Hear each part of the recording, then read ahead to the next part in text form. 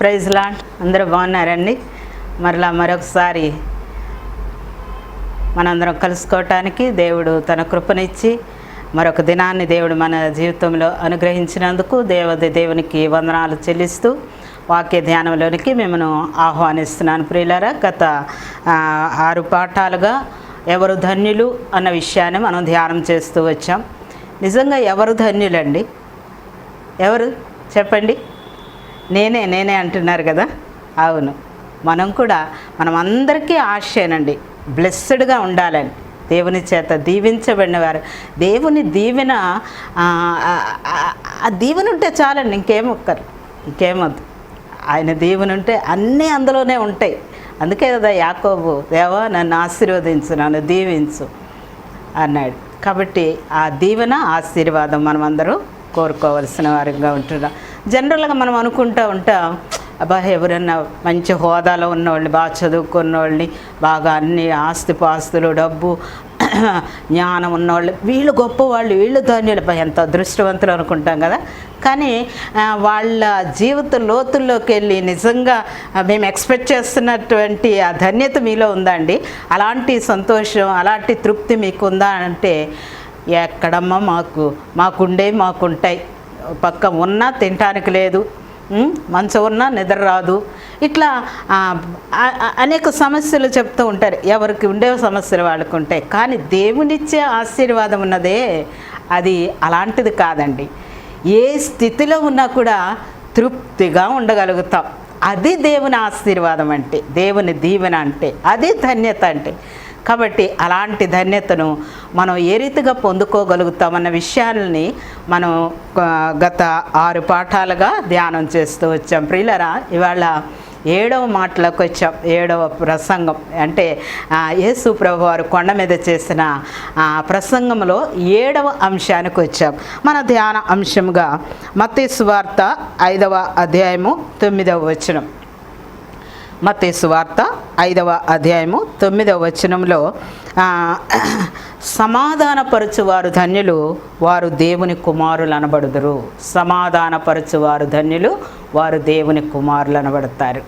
దేవుని కుమారులు అనబడాలని మీకు ఇష్టం ఉందా అండి? ఇష్టమే.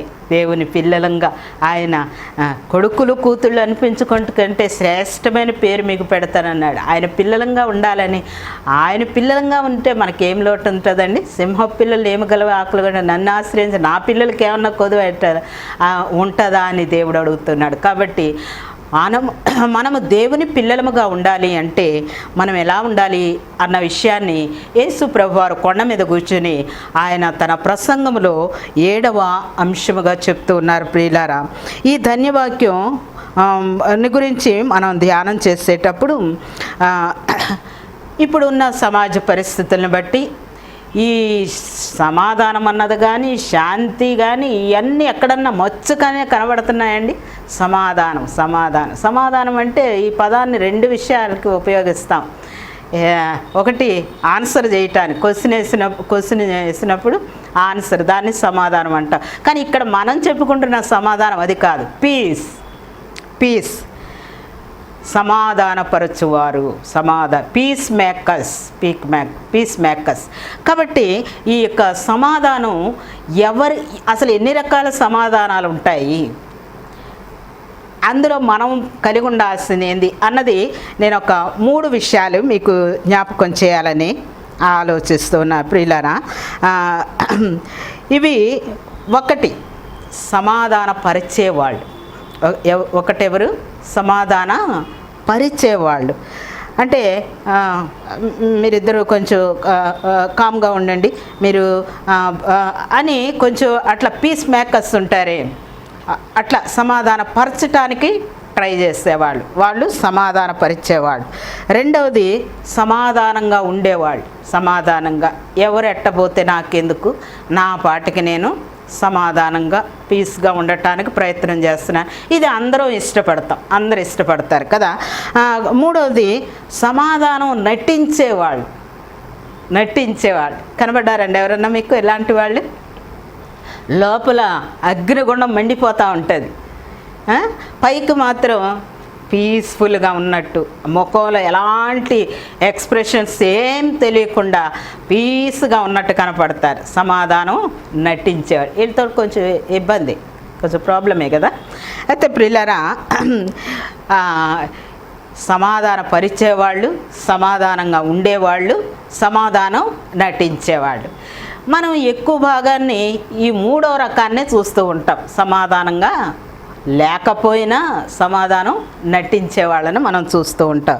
పిల్లరా, ఒకసారింట ఒక నాటకం జరుగుతూ ఉంది. ఒక నాటకం వేస్తూ ఉన్నారు. క్రిస్మస్కి నాటికలు వేస్తుంటారు కదా, పిల్లలు వేస్తుంటారు, పెద్దవాళ్ళు వేస్తుంటారు. అట్లా ఒక నాటక ప్రదర్శన జరుగుతూ ఉంది.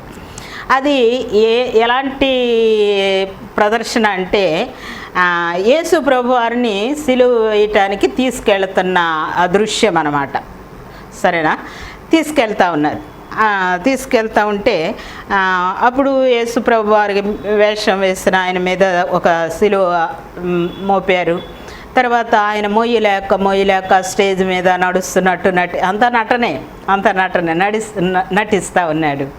ఇంకొక ఆయనని కొరడా తీసుకొని రాణువారు కొరడాలతో కొట్టుకుంటూ తీసుకెళ్లారని మనం బైబిల్లో చూస్తాం. అది ఆ ప్రదర్శన అన్నమాట. సరే, ఈ నాటకం ఎలా ఉంది అంటే, వీళ్ళిద్దరికీ ముందే కొంచెం ఏందో మనస్పర్ధలు ఉన్నాయి. ముందే ఒకళ్ళకొకళ్ళు అంటే పడదు, కానీ ఆ పాత్రలు మాత్రం అక్కడ నటించాల్సిన సమయం వచ్చింది. సరే అనుకుంటా ఉన్నాడు. ముందు నుంచే ఈ రాణు అని వేషం వేసిన ఆయన అనుకుంటున్నాడంట, నాకు దొరికావులే, ఇంకేముంది, నీవు నా చేతికి చిక్కావు ఈరోజు అని ఆయన అనుకుంటా ఉన్నాడు. ఈయన సిలువ మోస్తున్న వేషం వేసిన ఆయన ఏమనుకుంటున్నాడంటే, దెబ్బ నా మీద పడి నీ సంగతి చూస్తా అని ఈయన అనుకుంటా ఉన్నాడు. సరే, నాటకం మొదలైంది. ఆయన ఇంకా దొరికింది కదా అవకాశం అని ఆ కొరడా తీసుకొని చెళ్ళుని ఒకటి వేస్తాడు. వేసినప్పుడు ఇంకా ఈయన ఊరుకుంటాడా, ఆ సిలువ పక్కన పెట్టి ఈ రాణువాయిని చెడాపెడా వాయించేసాడు. చూస్తున్న వాళ్ళకి ఏం అర్థం కావట్లా, ఏంటి అని. చూసారా, ఇది నాటకం అంటే. కాబట్టి ప్రియులారా, ఇలాంటి నాటకం మన అనుదిన జీవితాలు, మనకి సంతోషం లేకపోయినా సంతోషంగా ఉన్నట్టు నటిస్తుంటాం, సమాధానం లేకపోయినా సమాధానం ఉన్నట్టు నటిస్తూ ఉంటాం. నీతోటి నాకు మంచి ఫ్రెండ్షిప్, నువ్వంటే నాకు చాలా ఇష్టమని షేక్ హ్యాండ్ తీసుకుంటాం, కానీ లోపల అంతరంగంలో మాత్రం అగ్నిగుండాలు మండుతూ ఉంటాయి. ప్రియులారా, ఇలాంటివి వాటిని దేవుడు అంటూ ఉన్నాడు, ఇలాంటి వాళ్ళు నాకు ఇష్టం కాదు. కాబట్టి లోపల శాంతి లేకుండా బయటికి నటించేది ఎలా ఉంటుందో మనం చూసాం. ప్రియులారా, రెండో వర్గం ఉంది కదా, మూడో వాళ్ళని మనం నటించే వాళ్ళని చూస్తాం. రెండో వాళ్ళు, వీళ్ళు అందరితో సమాధానంగా ఉండాలని కోరుకుంటారు. ఎంతవరకు? నా జోలికెవడు రానంతసేపు. ఓకేనా? ఎవడన్నా వచ్చాడంటే మాత్రం చచ్చాడే. ఇది సమాధానం. అది నిజమైన సమాధానం అండి? నా జోలికి ఎవరు రానంతసేపు నేను మంచోడిని, కానీ నా జోలికి ఎవడన్నా వచ్చాడంటే మాత్రం చచ్చాడు. కాబట్టి ఇది కూడా దేవుడు మెచ్చేది కాదు. ఇది కూడా ఒక రకంగా నటనతో కూడుకున్నది. ఒకసారంట ఏం జరుగుతుందంటే, విస్తారంగా గాలి తుఫాను వస్తూ ఉంది. చెట్లన్నీ ఊగిపోతూ ఉన్నాయి, అలలు సముద్ర కెరటాలు ఎగిరెగిరి పడుతూ ఉన్నాయి. మంచి తుఫాను సమయం అన్నమాట అది. అలాంటి సమయంలో ఒక చెట్టుకి ఒక పిచ్చుగూడు వేలాడుతూ ఉందంట. ఆ పిచ్చుగూడులో ఒక పిచ్చుకుంది. అది మాత్రం బయటకు వచ్చి అట్లా తొంగి గూట్లోనే ఉండి చూస్తూ ఉంది. దానికి ఏం పట్టట్లా. ఎందుకు అంటే, నాకు గూడుంది, నేను సురక్షితంగా ఉన్నాను. ప్రియులారా, దేవుడు మనతో చెప్తూ ఉన్నాడు, ఆయన మనకు ఆశ్రయము. ఆపత్కాలములో ఆయన నమ్ముకొనదగిన సహాయకుడు. పరిస్థితులు ఏ రీతిగా ఉన్నప్పటికీ కూడా తనకు గూడుంది. ఆ పిచ్చుక నిశ్చింతగా ఉంది. అలాగే మనకి యెహోవా నామం అనే బలమైన దుర్గములో ఉన్నాం మనం నిశ్చింతగా ఉండవలసిన వారు. మన దేవుడు సమస్తాన్ని సృష్టించిన దేవుడు. మన దేవుడు అలాంటి దేవుడు కాదండి. మన దేవుడు ఆయన సృష్టికర్త, సర్వాధికారి. ఆయన ఆ సృష్టి అంతా ఆయనకు లోబడుతూ ఉంది. మాటతోటి సమస్తమును సృష్టించిన దేవుడు. కాబట్టి అలాంటి దేవుణ్ణి మనం ఆశ్రయించినప్పుడు, ఆయన కౌగిటిలో మనం ఉన్నప్పుడు మనం నిశ్చింతగా ఉండగలుగుతాం. ఎవని మనస్సుని మీద ఆనుకుంటుందో వారిని పూర్ణ శాంతిగా, ఎలాంటి శాంతి అంటే పూర్ణ శాంతి, సంపూర్ణమైన శాంతిని, సౌభాగ్యాన్ని మనం యేసు ద్వారా అనుభవించగలుగుతాం. అలాంటి శాంతిని, సమాధానాన్ని ఇవ్వటానికే కదండి యేసయ్య ఈ లోకానికి వచ్చింది. ఆయనకి ఇవ్వబడిన పేర్లలో అదొక పేరు ఏంటంటే ఆశ్చర్యకరుడు, ఆలోచనకర్త, బలవంతుడైన దేవుడు, నిత్యుడగు తండ్రి, సమాధానకర్తయగు అధిపతి. సమాధానానికి కర్త ఆయన దానికి అధిపతి. ఆయన సమాధానమునకే కర్త కానీ అల్లరికి కర్తగాడు. మీ గృహాల్లో అల్లర్లు ఉన్నాయండి? ఒకరంటే ఒకరికి పడట్లేదా? సమాధానకర్త మీ గృహంలో లేడా? అలాంటి పరిస్థితుల్లో ఉంటే ఈరోజే సమాధానకర్తకు అధిపతి అయినటువంటి యేసు ప్రభువుని మీ హృదయాల్లోకి ఆహ్వానిస్తే, మీ కుటుంబాల్లోకి ఆహ్వానిస్తే, మీ జీవితాల్లోకి ఆహ్వానిస్తే ఆయన మిమ్మల్ని సంపూర్ణ సంతోషముతోటి, సమాధానముతోటి నింపుతాడు అని దేవుని వాక్యం మనల్ని హెచ్చరిస్తూ ఉంది. ఇక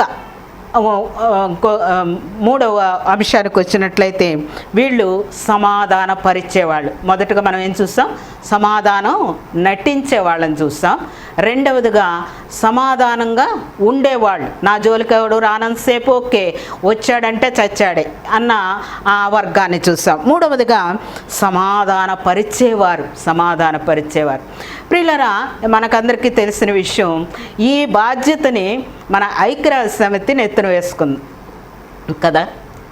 రెండవ ప్రపంచ యుద్ధం తర్వాత మరలా ఎలాంటి యుద్ధాలు రాకూడదు, అందరూ సమాధానంగా ఉండాలి, మీకు ఏమన్నా దేశాల మధ్య, రాజ్యాల మధ్య ఏమన్నా మనస్పర్ధలు ఉంటే మేము తీరుస్తాం రండి అని ఆ బాధ్యతని ఐక్యరాజ్య సమితిని ఎత్తినేసుకుంది.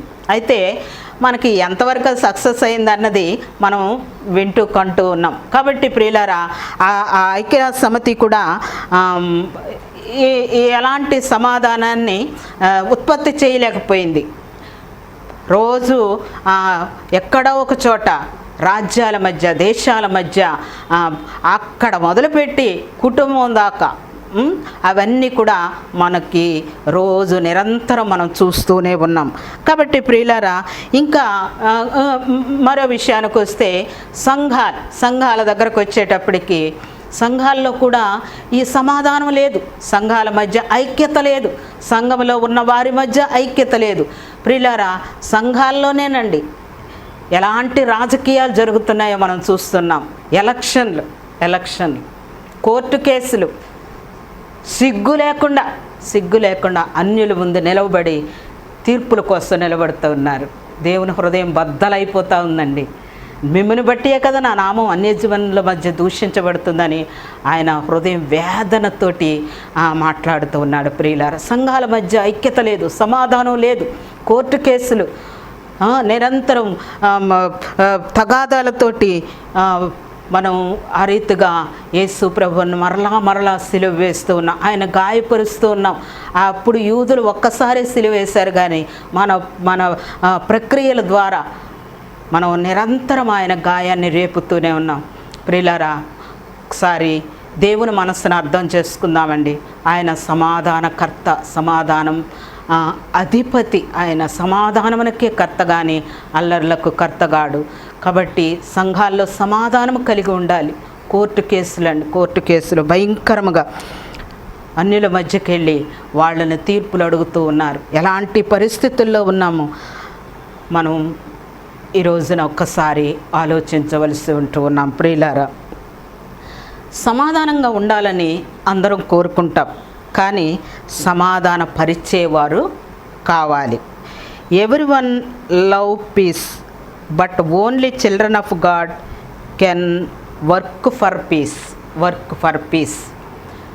అందరూ సమాధానంగా ఉండాలని కోరుకుంటాం, కానీ దేవుని పిల్లలు మాత్రమే సమాధానం కోసం వర్క్ చేస్తారంట. Work for piece.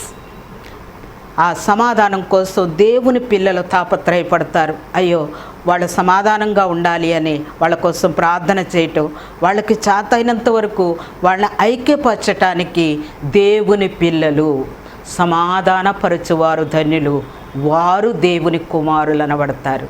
సమాధాన పరిచేవారిగా మనం సమాధానం నటించేవారిగా ఉండకూడదు. మనకు మాత్రమే మనం సమాధానంగా ఉన్నాంలే అనుకునే సరిపెట్టుకునే వాళ్ళం కాదు, కానీ సమాధానం కోసం, మన దేశం కోసం, మన కుటుంబాల కోసం, మన సంఘం కోసం మనం ప్రార్థన చేయవలసిన మన చేతనైనంత వరకు దేవుని సన్నిధిలో. అది మనం చెప్తే ఎవరు వినరండి, మన మాట ఎవరు వింటారండి? మన మాట ఎవరు వినరు. కానీ దేవుని సన్నిధిలో మనం ప్రార్థన చేసినప్పుడు దేవుడు తప్పక జవాబిస్తాడు. సంఘాల మధ్య ఐక్యతను దయచేస్తాడు. దేశాల మధ్య, కుటుంబాల మధ్య ఆయన ఐక్యతను దయచేస్తాడు. భార్య భర్తల మధ్య సమాధానం, బిడ్డలకి తల్లిదండ్రులకు మధ్య సమాధానం, కుటుంబాల మధ్య సమాధానం దేవుడు ఇవ్వటానికి ఇష్టపడుతూ ఉన్నాడు.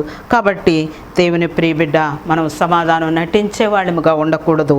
అంతేకాకుండా సమాధానంగా మనకు మాత్రమే మనం ఉండేవాళ్ళంగా కాకుండా సమాధానపరిచే వారంగా ఉండి దేవుడిచ్చే ధన్యతను, దేవుని కుమారులు కుమార్తెలుగా మనల్ని పిలుస్తున్నాడు. కాబట్టి నా ఇంటను నా ప్రాకారంలో ఒక భాగం ఇస్తాను, కొడుకులు కూతుళ్ళు అనిపించుకుంటూ కంటే శ్రేష్టమైన పేరు నీకు పెడతానని సెలవిచ్చాడు. కాబట్టి ఆయన పిల్లలంగా మనం ఉండాలి అంటే మనం సమాధానపరిచే వారంగా ఉండాలి అని పరిశుద్ధాత్మ దేవుడు ఈ సమయంలో దేవుడు మనల్ని హెచ్చరిస్తూ ఉన్నాడు.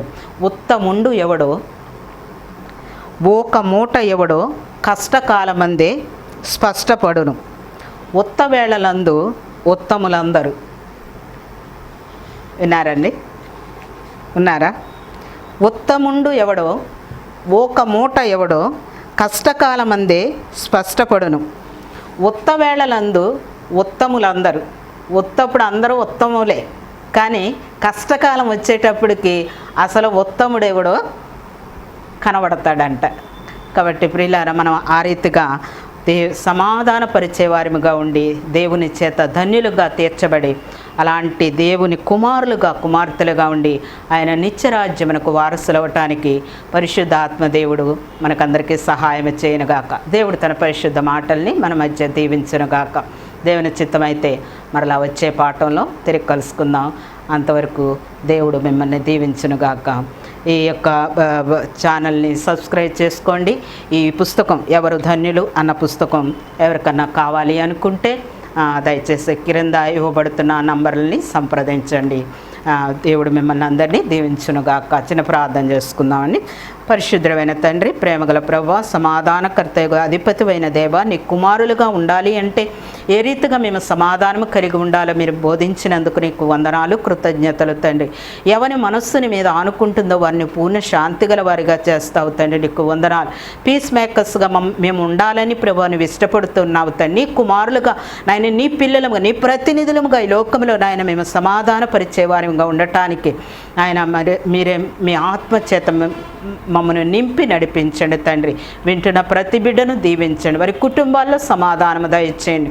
ఎలాంటి ఇబ్బందులతో, ఎలాంటి అసమాధానంతో నాయన ప్రభువా నా తండ్రి తల్లడిల్లిపోతున్నాయన నా తండ్రి నాయన నీ సన్నిధిలో విన్నవించుకుంటున్నారు, నీ సన్నిధిలో మొరపెట్టుకుంటున్నారు. అట్టి బిడ్డలు మీరు నాయన దర్శించండి తండ్రి. వారితో మాట్లాడండి.